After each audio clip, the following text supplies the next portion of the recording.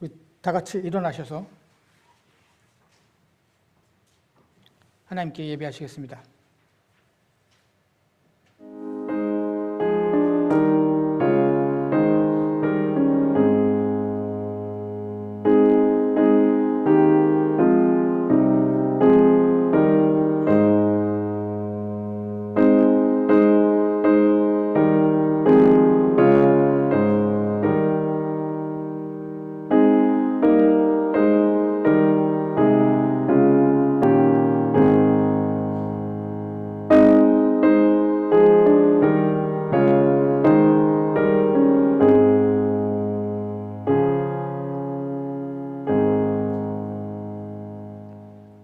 고마우신 주님, 감사합니다. 주님의 은혜로 이 아침에 저희들 건강하게 깨워주시고 주님 전에 불러주셔서 저희들 주님 전에 모여서 한마음 한뜻으로 주님께 예배하게 하시니 감사합니다. 저희들 주님께 정성껏 예배 드릴 때 이 예배에 함께하고 계신 주님께서 이 예배를 주관해 주시고 이 예배의 모든 영광을 홀로 받아 주시옵소서. 예배를 드리는 당신의 성도들, 이 예배를 통해서 주님 한 사람 한 사람 축복해 주시옵소서. 예수님의 이름으로 기도드렸습니다. 아멘. 다 같이 찬송가 15장 찬송하시겠습니다.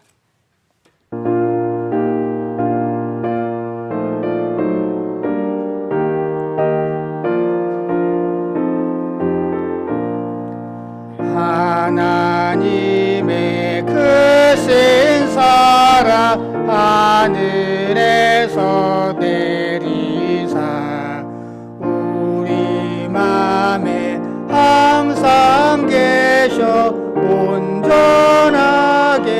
하소서.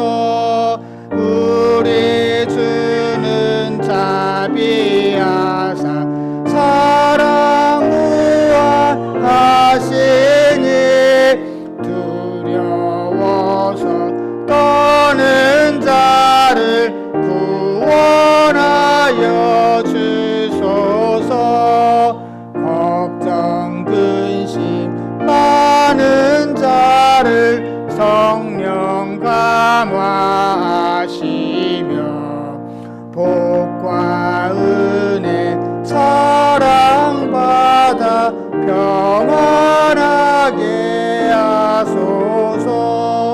처음과 끝이 되신 주님 항상 인도하셔서 마귀 유혹하는 것을 속히 끊게 하소서. 전능하신 아버지여 주의 능력 주시고 우리 맘에 임하셔서 떠나가지 마소서. 주께 영광 항상 돌려 천사처럼 섬기며 주의 사랑 영영토록 찬송하게 하소서. 우리들이 거듭나서 의미 없게 하시고 주의 크신 구원받아 온전하게 하소서. 영광에서 영광으로 천국까지 이르러 크신 사랑 감격하여 경배하게 하소서. 아멘. 교동문 49번입니다.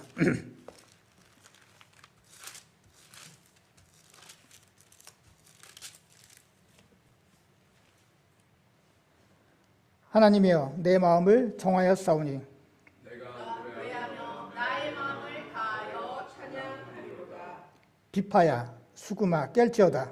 내가 새벽을 깨어 여호와여, 내가 만민 중에서 주께 감사하고 문나라 중에서 나 주를 찬양하니 주의 인자하심이 하늘보다 높으시며 하나님이여, 주는 하늘 위에 높이 들리시며 주의 영광이 온 땅에서 높임 받으시기를 원하나이다. 주께서 사랑하시는 자들을 건지시기 위하여 우리에게 응답하사 오른손으로 구원하소서. 아멘. 다 같이 사도신경으로 우리의 신앙을 하나님께 고백드리겠습니다. 나는 전능하신 아버지 하나님 천지의 창조주를 믿습니다. 나는 그의 유일하신 아들 우리 주 예수 그리스도를 믿습니다. 그는 성령으로 잉태되어 동정녀 마리아에게서 나시고 본디오 빌라도에게 고난을 받아 십자가에 못 박혀 죽으시고 장사된 지 사흘 만에 죽은 자 가운데서 다시 살아나셨으며 하늘에 오르시어 전능하신 아버지 하나님 우편에 앉아 계시다가 거기로부터 살아있는 자와 죽은 자를 심판하러 오십니다. 나는 성령을 믿으며 거룩한 공교회와 성도의 교제와 죄를 용서받는 것과 몸의 부활과 영생을 믿습니다. 아멘. 자리에 앉아주시기 바랍니다.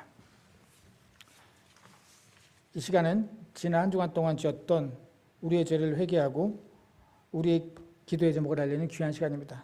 우리 각자 하나님께 기도하시겠습니다.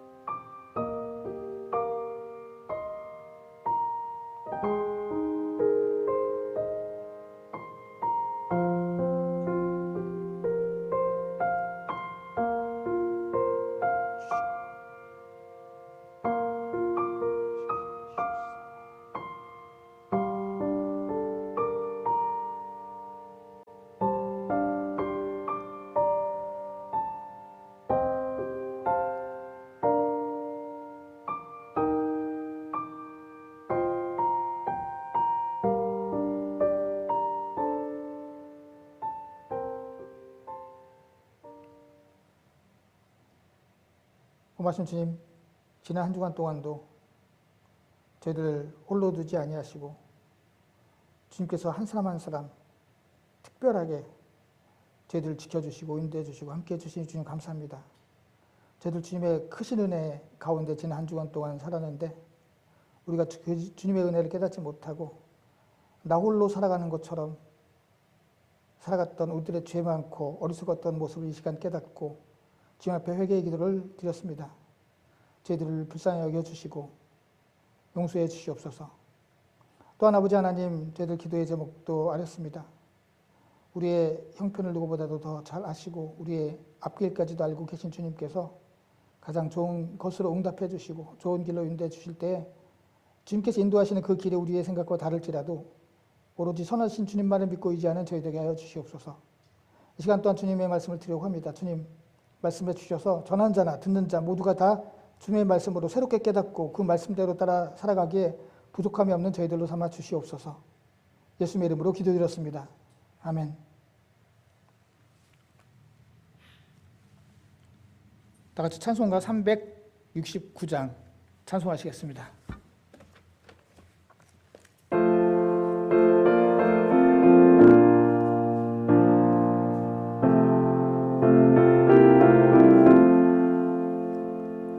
죄짐 맡은 우리 구주 어찌 좋은 친구인지 걱정 근심 무거운지 우리 주께 맡기세.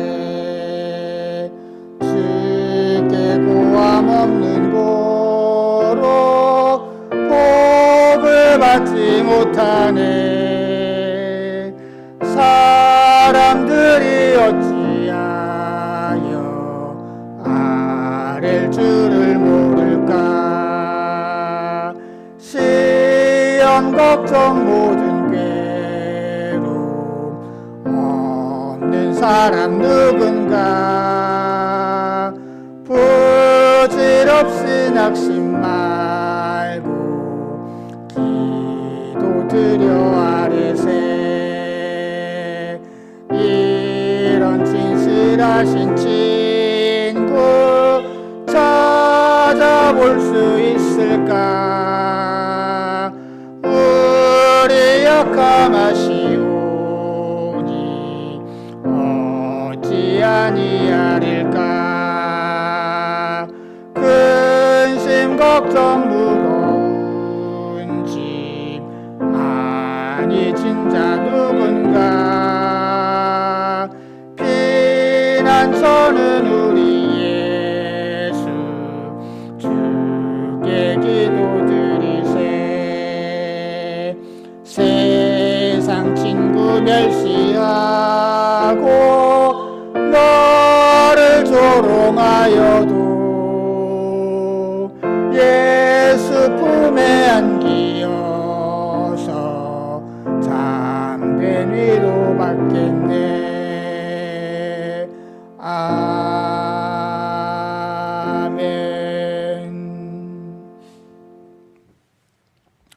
말씀 보시겠습니다. 하나님 말씀은 마가복음 7장 31절서부터 37절까지입니다.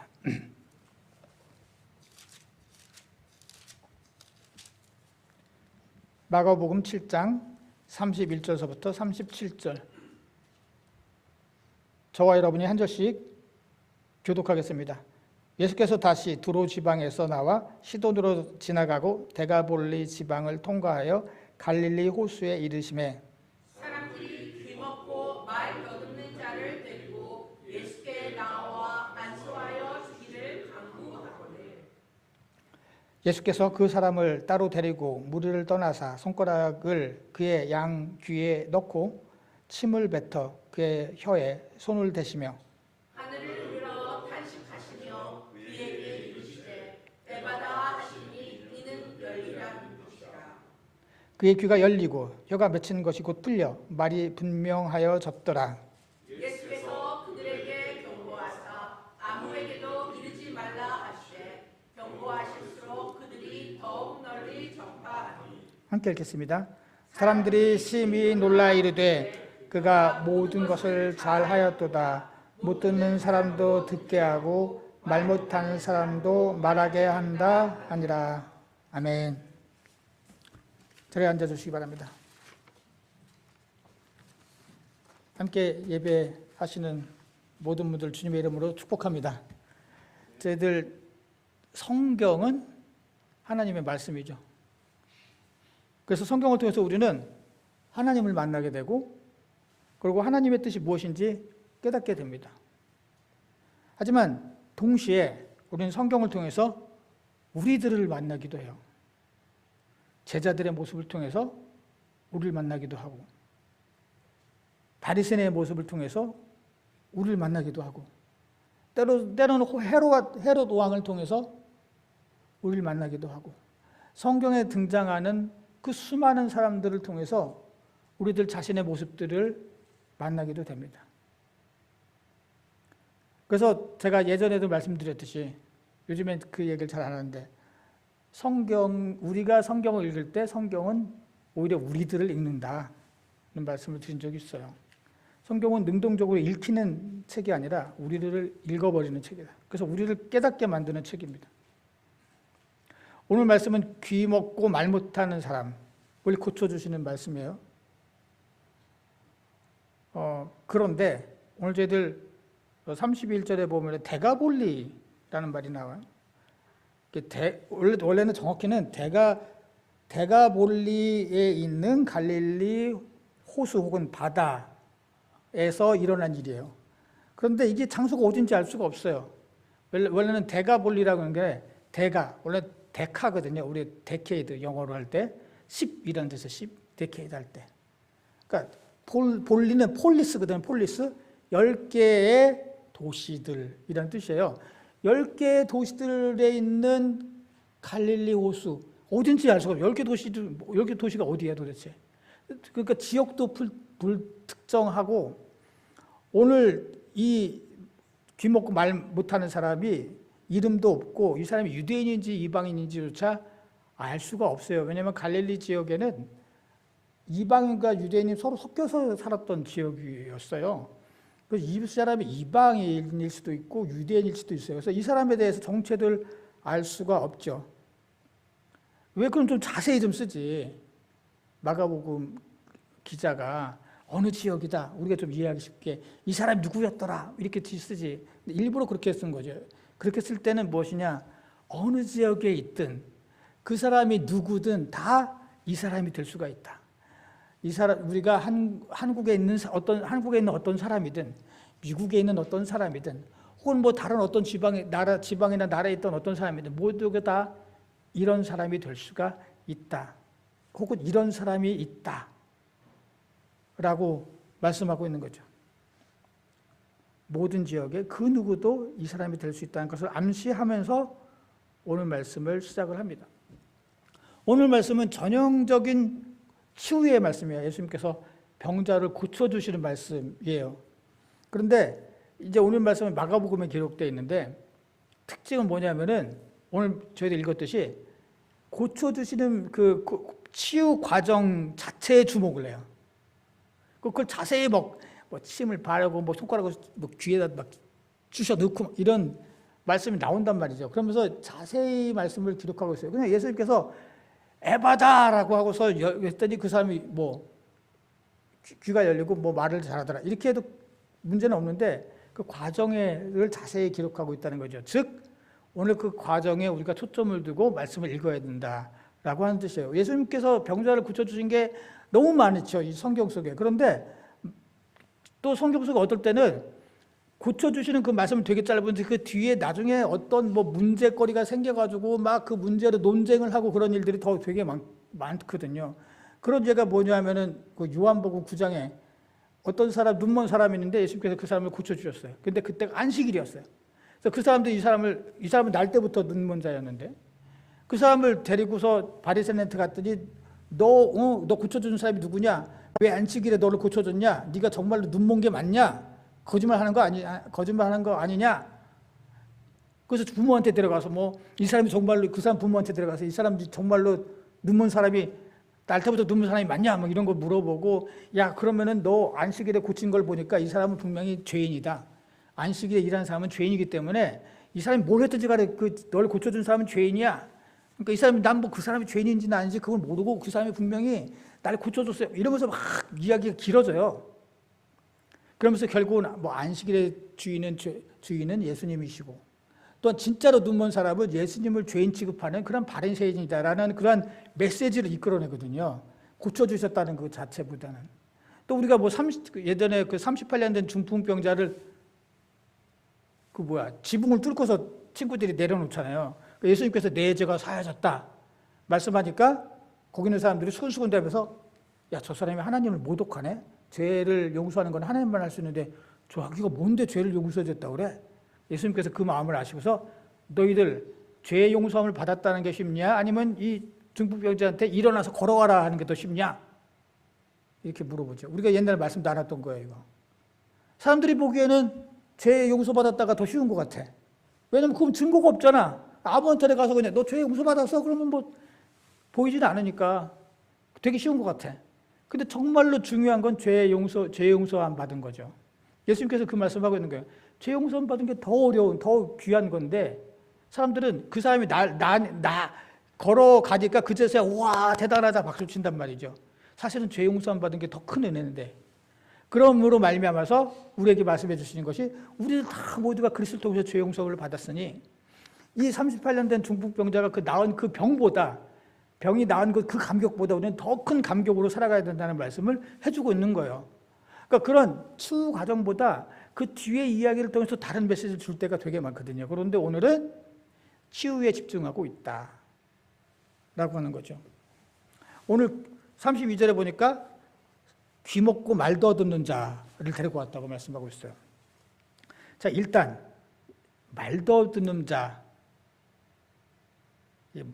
모길랄로스인데 아주 드문 헬라어가라서 여기 신약 성경에서 딱 한 번 사용됐어요. 이 단어가. 그러면 이 사람이, 우린 질문이 생겨. 이 사람이 말을 더듬는 거하고 말을 못하는 거는 다르잖아요. 제 친구 중에서 말 더듬는 친구가 있거든요.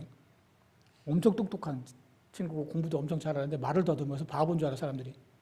근데 이제 같이 공부하는 친구인데 같이 유학을 왔어요.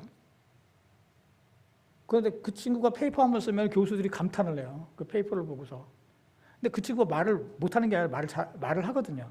그러니까 말을 아예 못하는 거랑 말을 더듬는 거랑은 완전히 다르단 말이죠.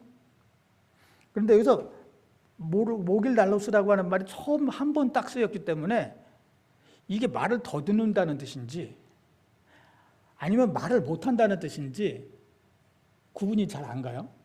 그런데 이 모길 날로스라고 하는 이 단어가 구약 성경에 한 번 쓰여서 딱 한 번. 신약 성경은 여기 딱 하나, 구약 성경에 어디냐 하면은 이사야서 35장 6절이에요. 그때 저는 자는 사슴같이 뛸 것이며 말 못하는 자의 혀는, 여기서 말 못하는 자, 혀는 노래하리니 이는 광야에서 물이 솟겠고 사막에서 시내가 흐를 것입니다. 말 못하는 자, 이거 같은 단어로 구약의 히브리어를 헬라어로 번역한 성경이 있는데 그 성경에서 모길날로스 이렇게 번역을 했어요. 그러니까 이 사람은 아마도 말 못하는 사람일 것 같아요. 왜냐하면 오늘 저희들 37절에 보면은 사람들이 놀라서 고쳐주시니까 사람들이 심히 놀라서 이르되 그가 모든 것을 잘하였도다. 못 듣는 사람도 듣게 하고 말 못하는 사람도 말하게 한다. 이렇게 말하고 있잖아요. 여기서 말 못하는 사람은 또 다른 단어예요. 아까 모길날로스가 딱 한 번 쓰였잖아요. 거기만 딱 한 번 쓰였고 이것도 다르게 쓰였어요. 그렇다면 이제 이 사람이 말 못한다는 것을 가정한다면 우리 질문이 생겨요. 왜 굳이 말 못하는다는 단어가 보통 때 자주 쓰이는 단어가 있거든요. 알랄로스라고. 그 단어를 안 쓰고 왜 이상한 단어, 모길날로스라고 하는 이상한 단어를 썼을까? 라는 질문이 생기는 거예요. 아니 쉬운 말도 왜 어려운 말을 써 굳이. 마가복음을 읽는 대다수의 사람들이 쉽게 잘 읽을 수 있도록 쉬운 말을 써야 될 거 아닌가? 라는 질문이 생기는 거예요. 그런데 마가복음은 오늘 이 마가복음 저자는 일부러 아까 우리들 방금 읽은 이사야서 35장 6절에 있는 말씀과 오늘 말씀을 연결시키려고 35장 6절에 있는 말씀에 있는 그 모길날로스라고 하는 그 단어를 갖다 쓴 거예요. 35장 6절을 다시 한번 읽어보겠습니다. 그때는 언제냐면은 하나님의 구원이 이른 때. 이사야서 35장은 하나님의 구원의 때에 대해서 말씀하고 있어요. 그 하나님의 구원 받은 그때는 저는 자는 사슴같이 뛸 거고 말 못하는 자는 노래하리니. 말 못하는 사람은, 하나님의 구원 받은 사람은 말 못하는 자도, 말 못했던 자가 노래한다라고 했어요. 근데 이 사실 노래라고 하는 단어가 크게 외치다는 뜻이거든요. 원래는 구원받아서 감사를 크게 외치다. 기뻐서 크게 외치다는 거예요. 감사의 기쁨으로. 그래서 NIV는 shout for joy, shout for joy 이렇게 써요. 기쁨으로 외치다. 이렇게 번역을 했거든요.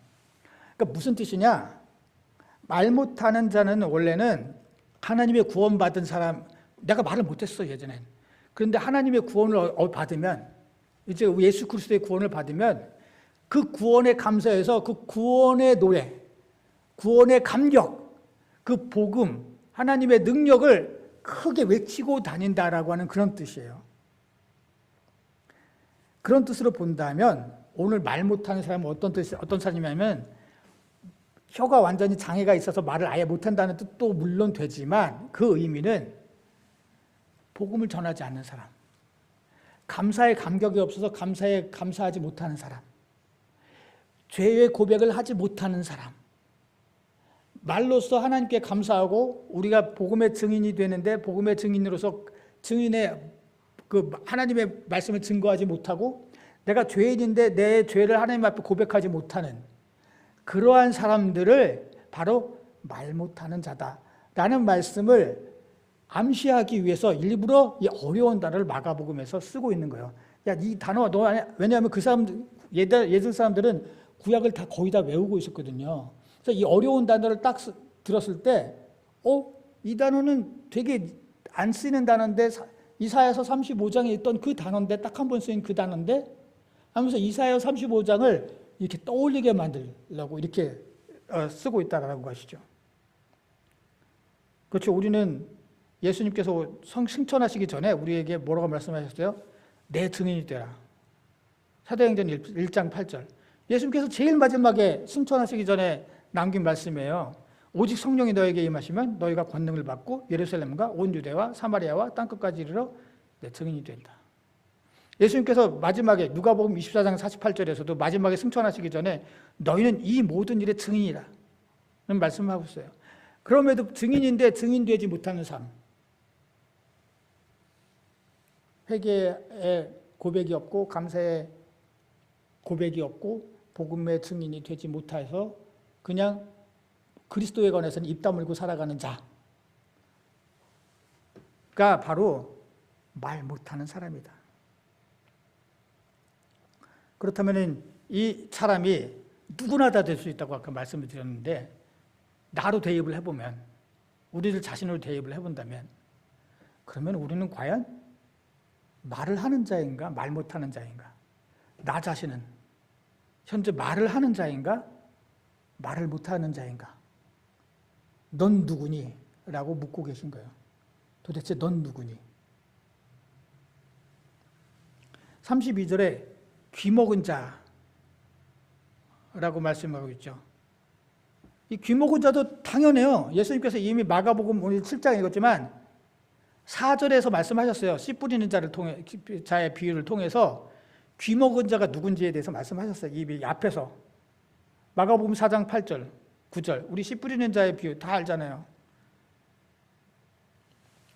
덜어는 좋은 땅에 떨어지면 이 씨는 하나님 말씀이죠. 좋은 땅에 떨어짐에 자라서 무성하여 결실을 하였는데 30배, 60배, 100배나 되었다. 또 이르실 때 들을 귀가 있는 자는 들어라. 하나님 말씀을 들을 그 당시 사람들이 왜 귀가 없겠어요? 다 귀가 있지. 웬만하면은 아주 어떤 장애인 아니면 대부분 다 귀가 있는데 예수님께서 듣는 자만이 하나님의 말씀을 듣고 순종하는 사람만이 들을 귀가 있는 자예요. 들을 수 있는 사람이에요. 앞에 쭉 나오잖아요. 듣고도 못 듣는 사람들 쭉 나오잖아요. 누구는 뭐 길가에 떨어지고 돌짝밭에 떨어지고 가시밭에 떨어지고 하나님 말씀이 다 들었어. 근데 누구는 길가에 떨어진 것처럼 누구는 돌짝밭에 떨어진 것처럼 누구는 가시밭에 떨어진 것처럼 한 귀로 듣고 한 귀로 흘리든지 아니면 들어서 와 말씀이 감동이 오네? 라고 했다가 잠깐 감동했다가 금방 뒤돌아서면 잊어버리는 그런 사람들은 들을 귀가 없는 거야. 듣지 못하는 사람이야. 라는 말씀을 이미 4장에서 해주셨어요.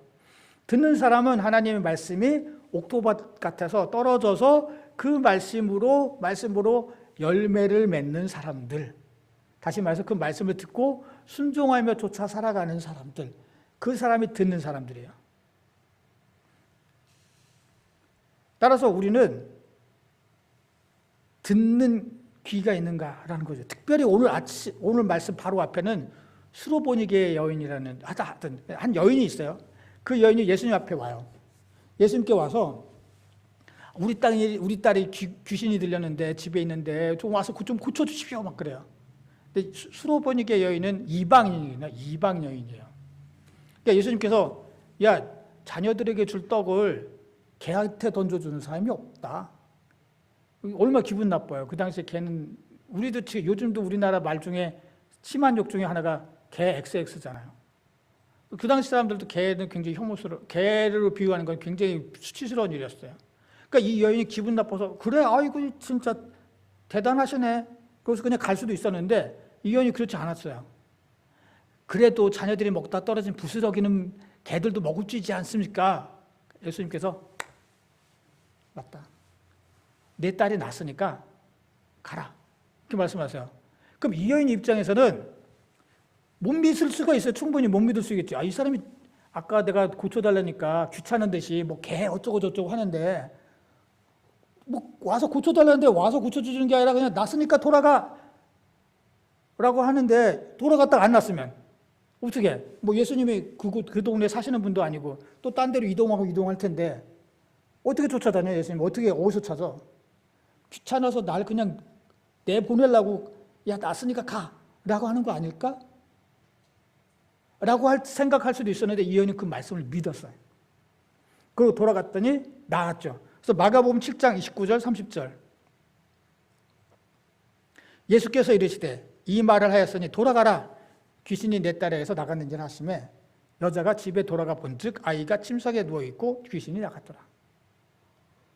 앞에 있는 말씀 뭐예요? 이 여인은 들을 귀가 있었던 여인이에요. 그래서 예수님의 말씀을 듣고 믿었어요. 그냥 충분히 그 상황에서는 안 믿을 수 있는 상황이었어요. 의심할 만한 상황이었어요. 예수님께서 뭐 개 어쩌고 그런 말씀만 안 하셨어도 좀 더 확실하게 믿을 수 있었는데 그런 말씀을 하시는 바람에 더 의심을 할 수가 있었어요. 예수님께서 왜 그런 말씀하셨을까요? 예수님께서 그전에도 이방 사람들 많이 고쳐주셨어요. 이 여인이 이방 사람이라서 안 고쳐준다는 말씀이 아니에요. 이 여인의 믿음을 보시기 위한 거였죠. 그래서 일부러 그런 말씀하신 거죠. 근데 이 여인은 예수님의 말씀을 정말 믿었어요. 바로 그 여인은 들을 수 있는 자예요. 그런데 이 사람은 들을 수 없는 사람이에요. 다시 말해서 우리가 다 이렇게 히어링을 못한다는 게 아니라 하나님의 말씀을 듣고 순종하지 못하는 사람은 다 듣지 못하는 자다 라고 지금 말씀하고 있는 거예요. 그렇다면 우리가 다시 또 한번 나에게 이걸 접목을 시켜야 되는 거죠, 이 사람을. 그러면 나는 듣는 자일까, 듣지 못하는 자일까? 지난 한 주간 동안 나는 듣는 자로 살아갔을까, 아니면 듣지 못하는 사람으로 살아갔을까? 하나님 말씀에 귀닫고 하나님 뜻에 귀닫고 나는 살아가지는 않았는가? 또다시 우리에게 넌 누구니라고 하는 그런 질문을 던지고 계시는 거예요. 자, 오늘 말씀 33절에 예수님께서 그 사람을 따로 데리고 가서 원래 손가락들이에요. 손가락들. 영어로 보시면 fingers. 양귀에 넣어서 넣었다고 말씀하세요. 그런데 양귀에 넣었다라고 하는 것은 이 사실 너무 부드러운 단어예요.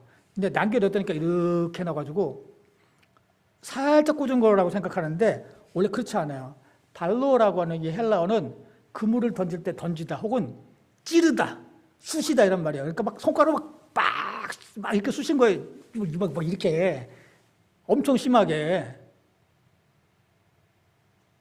왜 그러시는 걸까요, 도대체? 안 그러면 못 고치시나? 앞에서 그 다음에 또 뭐였어요? 이 침을 뱉어가지고 푸베스 다음에 혓바닥을 그렇게 혓바닥.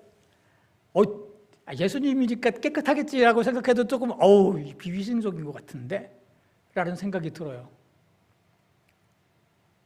근데 당시에 뭐 우리나라도 마찬가지지만 그 당시 헬라나 유대 문화에서 많은 문서에 많이 나와 있어요. 의학 문서에 다친 상처에 치료용으로 침을 발랐다는 기록들이 있어요. 우리나라도 옛날에 모기 물리거나 어디 조금 따끔하면 바르잖아요. 이렇게 다리 저려도 코에다 침 바르라며.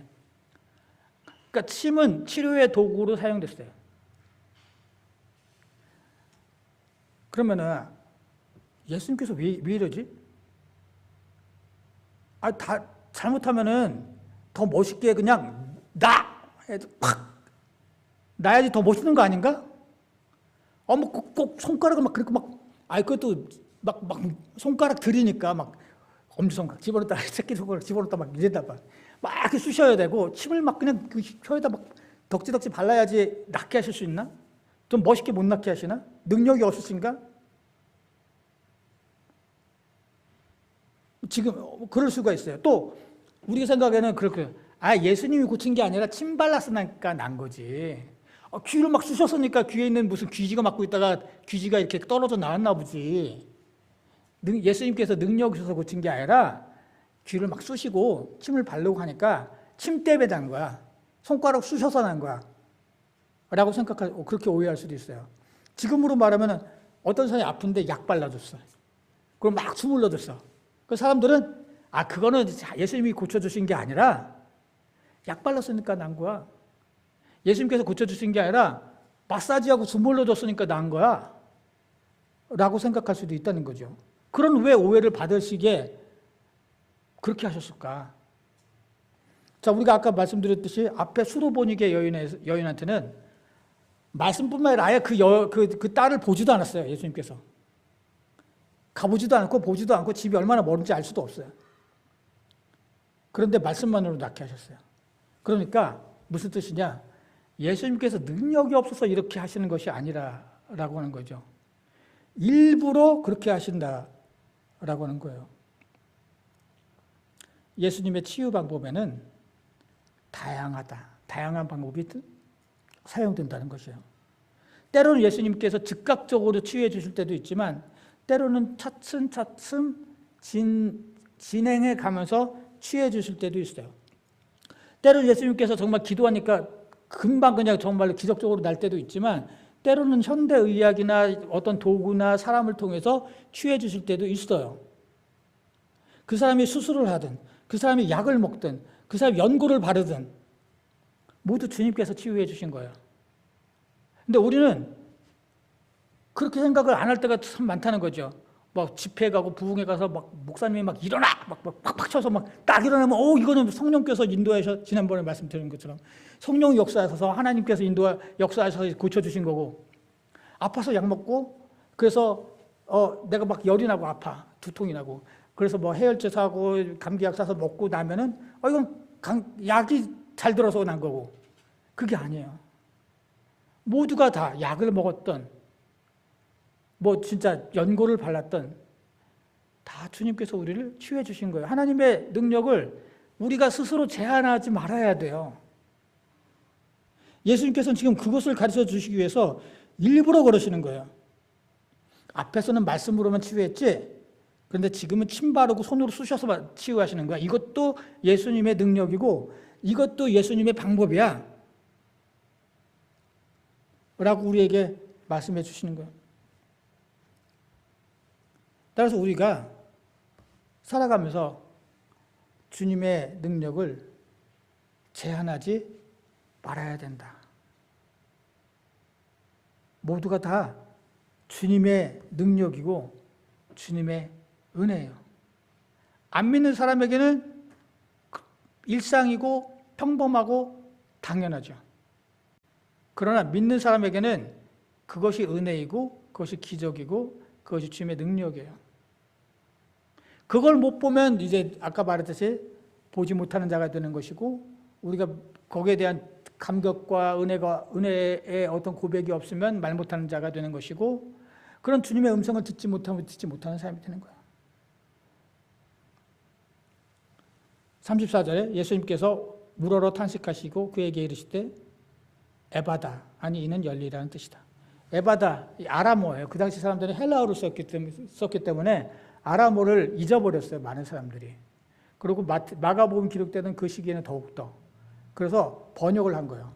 아람어. 뭐 우리도 요즘에는 한자어 예전에 많이 썼지만 한자어 요즘엔 잘 안 써서 잘 모르면은 뒤에 이렇게 한자어로 예전에 이런 뜻이야. 이렇게 해설해 주는 것처럼 에바다 열려라 라고 말씀하셨어요. 예수님께서는 귀가 막혀서 하나님 말씀에 무관심하고 하나님 말씀에 순종하지 않는 자들의 귀가 열리기를 원하세요. 예수님께서는 복음의 증인임에도 불구하고 증거하지 않고 구원에 대한 감사의 고백이 없고 자신의 죄에 대한 회개가 없는 그런 자들에게 입이 열리기를 원하세요.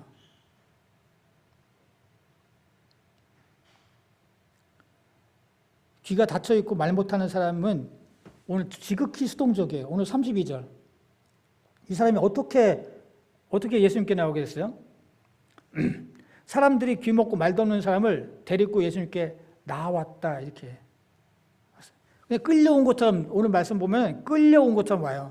사람들이 이 사람을 데리고 왔어요. 이 사람이 스스로 원하고 오기를 원해서 온 게 아니에요. 주님 앞에. 주님 앞에 오길 원해서 온 게 아니라 그냥 끌려온 거예요. 현재형이에요. 더군다나. 지금 현재 계속 끌려오고 있는 거예요. 주님 앞에. 그러니까 무슨 뜻이냐? 내가 주님 앞에 나와 있다고 해서 내가 스스로 원해서 온 사람이 아니라고 하는 것이죠. 지금도 그런 사람들이 많아요. 이 귀 먹고 눈 말 못하는 사람들 중에는 이런 사람들이 너무 많아요. 억지로 교회 오는 사람들. 가기 싫어 죽겠는데, 좀 자야 되는데, 뭐 해야 되는데 그냥 억지로 교회 오는 거. 교회 왔으니 그냥 억지로 찬송가 따라 부르고, 오늘 찬송가 5절까지 있어. 억지로 따라 부르고, 억지로 눈 감고 기도하고, 때론 딴 생각하고 실눈도 뜨고, 예배 시간에 그 시계 보는 시간이 더 많고, 그래서 억지로 그냥 끌려온 사람답게 그냥 예배 시간을 1시간 때우고 간다면, 그 사람은 오늘 이 사람이 사람들에 의해서 끌려온 것처럼, 우리도 비록 주님 앞에 나와 있다고는 하지만 끌려오는 게 되는 거예요. 그러다 보니까 이 사람 어떤 사람이에요? 듣는 것도 없어요. 더구나 뭐 복음에 대해서 증거, 감격으로 뭐 고백하고 그런 거 없죠, 당연히. 끌려오는 것도 고역스러운데. 그런 모습이에요. 자, 우리는 그러면은 이 예배의 감격으로 우리가 주님께 정말 그 능동적으로, 수동적인 게 아니라 예배하러 이 자리에 왔는가? 내가 주님께 정성껏 주님께서 기뻐할 수 있도록 이 예배에 참여하고 이 예배를 드리고 있는가? 우리가 우리를 스스로 생각해 봐야 된다. 자, 예수님께서 이를 고쳐주셨어요. 그랬더니 이게 좀 어려운데 살짝만 하고 넘어갈게요. 37절에 사람들이 이렇게 얘기를 해요. 이것도 좀 이상해요. 이게 왜냐하면 사람들이 보통 이렇게 반응 안 했어요. 여러분들 우리 마태복음 공부하고 누가복음 공부하고 요한복음도 공부하고 다 공부했고, 마태복음은 특별히 우리는 막 자세히 읽게 하고서 우리가 뭐 처음부터 끝까지 다 읽었거든요. 우리 성경 공부할 때. 근데 이렇게 사람들이 이런 식으로 반응하지 않았거든요. 이렇게 말하지 않았어요. 사람들이 심히 놀라 이르되 그가 모든 것을 잘하였도다. 이거 되게 좀 어색해요. 모든 것이 잘 되었다 이런 뜻이거든요. 그런데 이거는 뭘 의미하고 있냐면은 창세기 1장 31절과 거의 똑같아요. 거의. 문장이 거의 똑같아요. 창세기 1장 31절에 하나님께서 모든 것을 창조하시고 난 다음에 그 모든 것을 보시니, 원래 보시기에 이런 단어는 원래 그 단어를 없어요. 스킵해서 해도 돼. 여러분 영어로는 behold로 번역했어요. 그 모든 것을 보셨는데, 그러니까 하나님께서 보셨는데 모든 것이 좋았다. 그런 뜻이에요. 직역을 한다면 하나님께서 보았더니 모든 것이 좋았다. 근데 오늘도 그 사람을 통해서 모든 것이 좋았다라는 말씀이 나오거든요. 창세기 1장에 있는 말씀과 연관을 시킨 거예요. 이 사람은 지금 이제 구원을 받았어. 그래서 말하게 됐고, 그래서 듣게 되었어. 이 사람이 무엇이냐? 새로운 피조물이 되었던, 마치 하나님께서 새로운 창세기에서 창조하시고 모든 것이 좋았다라고 말씀하셨던 것처럼, 이제 이 사람은 그가 말하고 듣게 되었기 때문에 새로운 피조물이 된 거예요. 우리가 보라 새 것이 되었다. 너희는 하나님 안에서 새로운 피조물이라 했을 때, 우리가 정말 피조물이 되기 위해서는 정말로 들을 수 있고 말할 수 있어야 된다. 옛날처럼 똑같이 듣지 않고 말하지 못하면 새로운 피조물이 아니다. 결론적으로 말씀드리겠습니다. 우리의 귀는 열려 있는가? 우리의 입은 말할 수 있는가? 오늘 말씀은 이 두 가지의 질문을 저희들에게 던지고 있습니다. 주님은 우리들에게 에바다, 열려라라고 말씀하고 계세요. 지금도 우리들에게 열려라라고 말씀하고 계세요. 열려지기를 원하세요. 우리들 모두의 귀가 열려서 하나님의 말씀을 듣고 순종하고 구원에 감격하여 찬양하고 기도하고 우리의 허물을 고백하고 용서받는 우리들이 되어야 됩니다. 우리의 입이 열려서 고백하고 증거하며 우리의 귀가 열려서 주님의 말씀을 듣고 순종하는 저희들이 되어서 참으로 주 앞에서 새로운 피조물로 새롭게 축복된 삶을 살아가시는 저와 여러분 모두가 되시기를 주님의 이름으로 기원합니다. 기도하시겠습니다. 고마우신 주님, 감사합니다.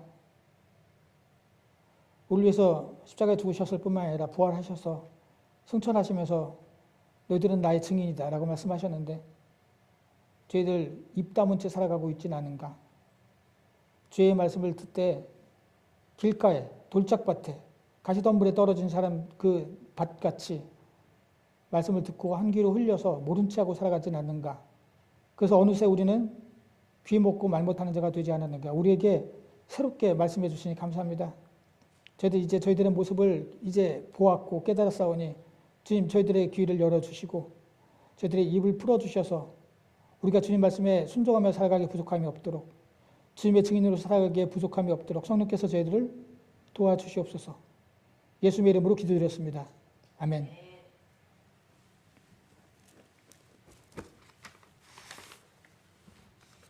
찬송가 436장입니다.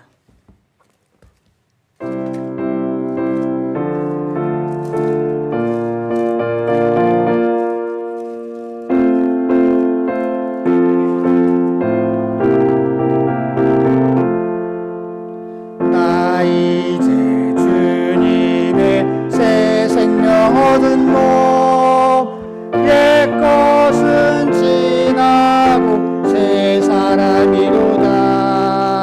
그 생명 내 맘에 강같이 흐르고 그 사랑 내게서 해같이 빛난다. 영생을 누리며 주 안에 살리라.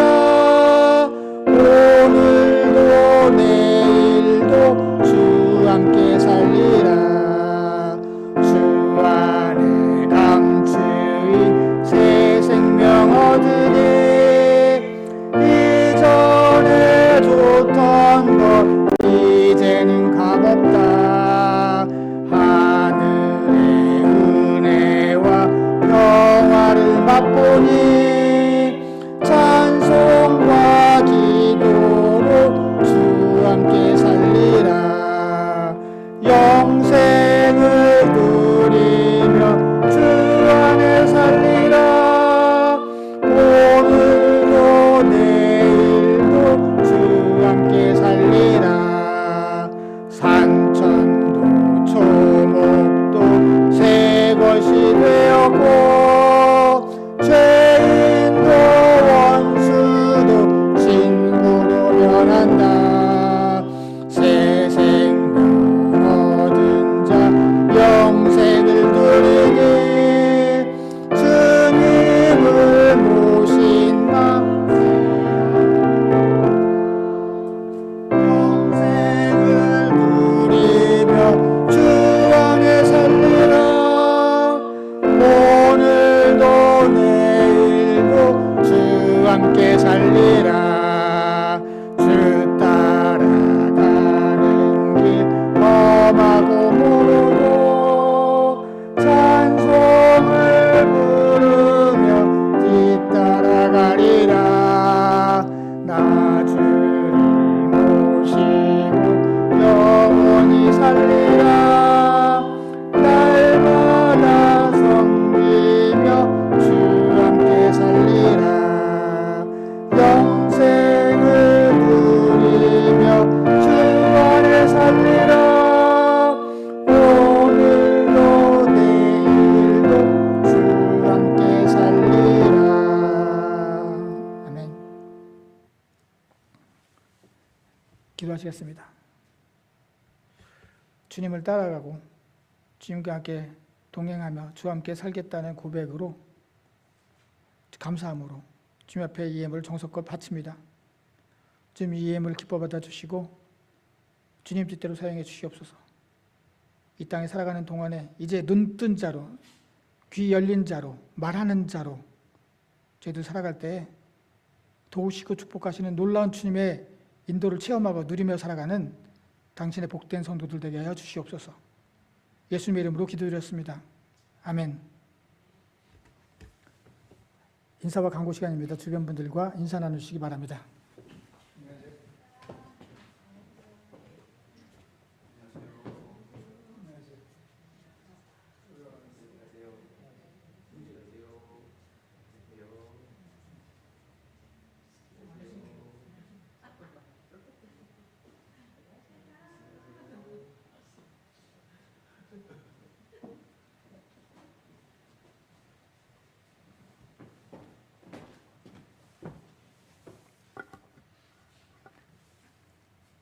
예배에 참석하신 모든 분들을 주님의 이름으로 환영합니다. 다른 광고 말씀 없으시면 다 같이 일어나셔서 찬송가 325장 찬송하신 후에 축도로 예배 마치겠습니다.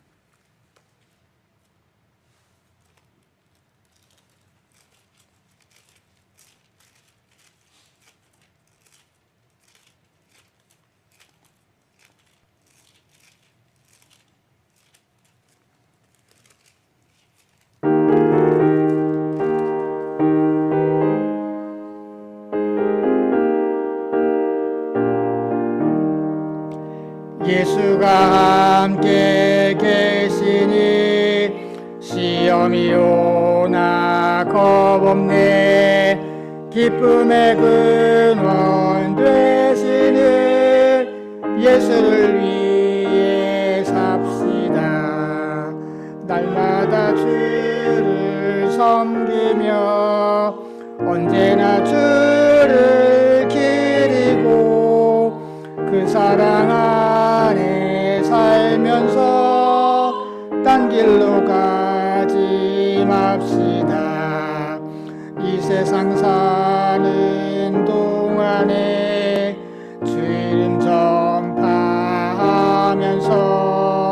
무한한 복락 주시는 예수를 위해 삽시다.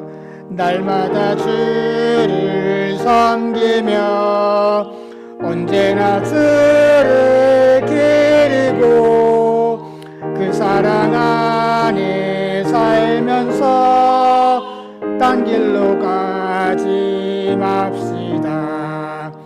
이 세상 친구 없어도 예수는 나의 친구니 불의한 일을 버리고 예수를 위해 삽시다. 날마다 주를 섬기며 언제나 주를 기리고 그 사랑 안에 살면서 딴 길로 가지 맙시다. 주께서 심판하실 때 잘했다 칭찬하리니 이러한 상급 받도록 예수를 위해 삽시다. 날마다 주를 섬기며 언제나 주를 기리고 그 사랑 안에 살면서 딴 길로 가지 맙시다. 아멘. 기도하시겠습니다.